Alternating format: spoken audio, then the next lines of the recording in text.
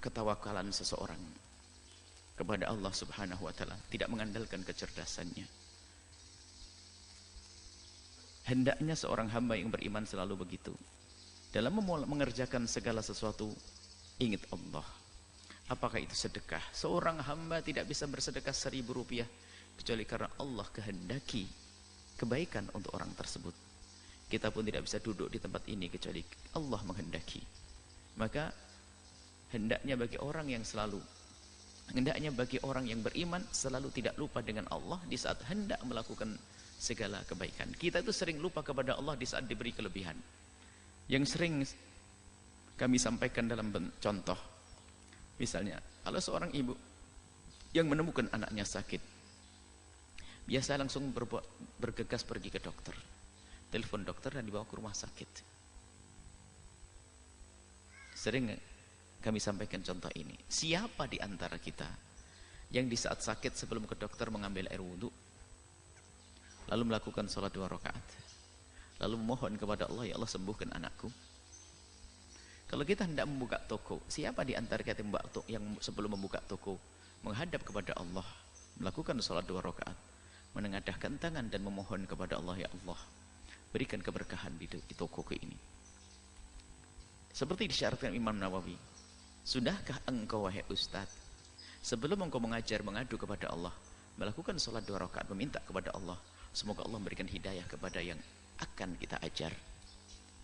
Kita sering lupa dengan kecerdasan kita ini, lupa memohon kepada Allah. Contoh saja banyak. Kalau santri setengah bebel itu biasanya banyak doa. Kadang-kadang kalau sudah cerdas tuh mentang-mentang jarang doa. Sama siswa yang di luar sana itu, kalau bebel itu wadah, datang ke ustadz sana, ke ustadz sini, minta doa sana, minta sini, giliran dikasih kecerdasan lupa. Lah ini repot kalau sudah begitu, lupa kepada Allah. Mulai wabihi nasta'in, kepada Allah lah kami mohon pertolongan. Ala umurid dunya wad din, dalam segala urusan, ala umurid dunya, dalam segala urusan dunia. Agar dunia kita benar, mintalah pertolongan kepada Allah. Minta pertolongan secara lahir dan batin. Batinnya mengadu kepada Allah secara sesungguhnya, zahirnya ikuti petunjuk Allah. Zahirnya ikuti petunjuk sesuai dengan syariat urusan dunia, halal haram. Batinnya ngadu kepada Allah. Yang memberikan kekayaan adalah Allah, yang memberi rezeki adalah Allah.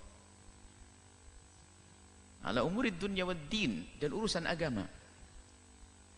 Urusan agama kita tidak akan bisa berbuat baik, tidak akan bisa mengerti kebenaran, bahkan tidak akan bisa menginsafi sebuah kebenaran kecuali karena dipilih oleh Allah. Alangkah banyaknya orang yang mengerti sebuah kebenaran tapi tidak bisa mengikuti karena Allah tidak memberikan pertolongan kepadanya. Alangkah banyaknya orang mendengar kebaikan tapi nggak faham-faham. Dan sungguh kita tidak akan bisa meletakkan jidat kita ke bumi untuk sujud kepada Allah kecuali Allah menghendaki kebaikan kepada kita. Sehingga bimbingan dari Allah yang diajarkan kepada kita setiap hari berapa kali kita, tidak kurang dari 17 kali kita memohon kepada Allah, iyyaka na'budu wa iyyaka nasta'in. Iyyaka kepadamulah ya Allah na'budu, kami menyembah, wa iyyaka dan kepadamulah nasta'in, kami mohon pertolongan. Ini adalah ikrar kelemahan kita, ya Allah sungguh aku tidak akan mampu mengeluarkan 1.000 rupiah kecuali engkau pilih aku, dan kita tidak akan bisa melakukan sebuah kebaikan kecuali Allah memilih kita. Maka ini adab kepada Allah, adab kepada Allah.